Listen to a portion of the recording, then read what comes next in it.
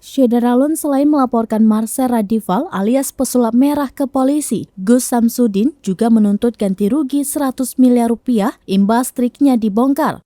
Saat menjadi bintang tamu di podcast Denny Sumargo, Gus Samsudin membeberkan tujuan dirinya melakukan tuntutan kepada pesulap merah.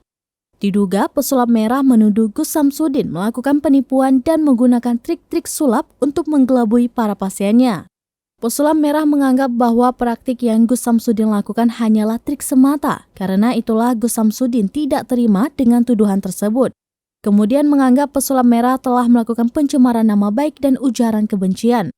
Gus Samsudin mengatakan bahwa tindakan pesulap merah menimbulkan opini bagi masyarakat Indonesia. Tidak hanya menuntut pidana, Gus Samsudin juga berencana membuat gugatan perdata. Tuntutannya tidak main-main, yakni meminta ganti rugi sebesar 100 miliar rupiah.